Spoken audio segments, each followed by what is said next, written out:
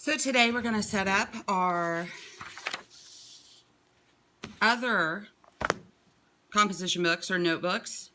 So the first thing that you're hopefully have done is picked up your notebook with your name on it that you turn in the very beginning of school. Okay, and these are going to be our Genius Hour notebooks, and that's where we're going to put all of our stuff from Genius Hour.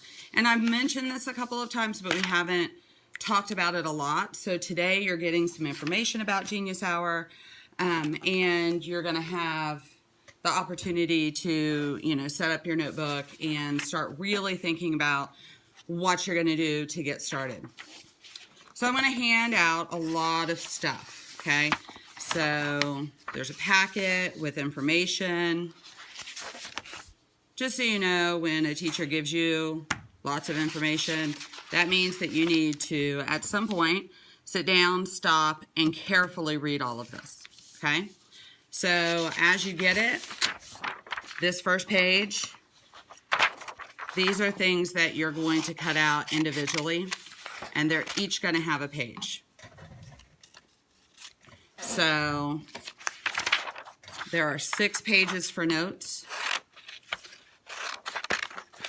There's a brainstorming page. There's a table of contents page. Of course, the table of contents is going to go first.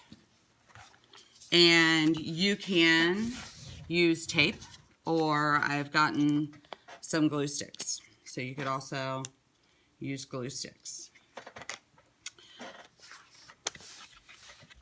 Be careful as you're using this that you're not wasting either the tape or the glue sticks.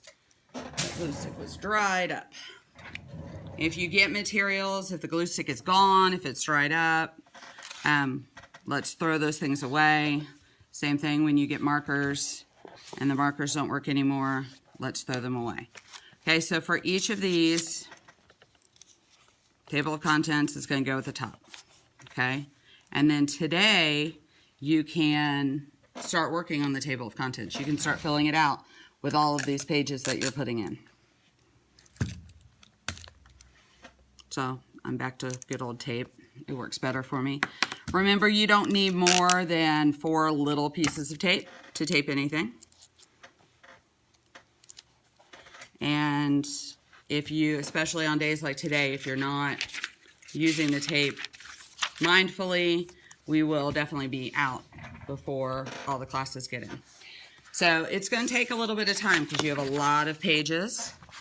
But when you cut them out to save time, one cut, I can take all of the staples out, and then one cut down the middle. And now I've got all the pages cut out. You're going to have 2 pages that are loose. Same thing, one cut in the middle. And I've got my pages cut out. Now these 2 pages are the same, and you're going to really start working on one of them, but put them together. And then these 2 pages, even though they both start with Genius Hour, they're going to be different, okay? This is part of your brainstorming. So you're going to start filling these out today. These are information sheets. So this is ideas. So you're like, man, I have no idea what I want to do for Genius Hour. You're going to make a blog post. So this talks about what each of your blog posts are going to have on them. And we'll use Office 365 to do our blog post. So you'll get more information about that. But as you start thinking about your project, you can look and see what would I do for my blog post. The passion project brainstorming, this gives you a couple of people to look up, actually one person and one company, and then you're going to fill out what is something you want to learn how to do, okay? And I realize that some of these are a little bit repetitive, but as you do each one, hopefully things will start to stand out to you of this is what I really care about, okay? Expectations, this is what would make a good project, okay? You're going to choose a topic that's new to you and something you would not normally do in an academic class, Okay, so something that you're interested in that maybe you haven't had the opportunity to do, or something new about something that you love. Okay, so there may be something that you are already good at. You're good at woodworking, but this would be a new project that you've always wanted to do that you've never been able to do. You may be good at sketching, but there's a specific technique or style or something that you want to master that you have not tried to master yet. So it can be specific inside a topic that you already know something about, but it needs to also be something that's new and something that you're learning. You're going to write a proposal and do a pitch. You're going to have one parent, two classmates, and one other adult besides me. Okay, so a parent, two classmates, some other adult, and me sign off on the proposal saying that it could work. It could be a success.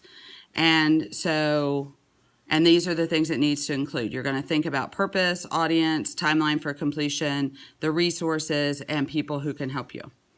Some of you may want to contact businesses or write letters to people who are successful at what you're thinking about doing.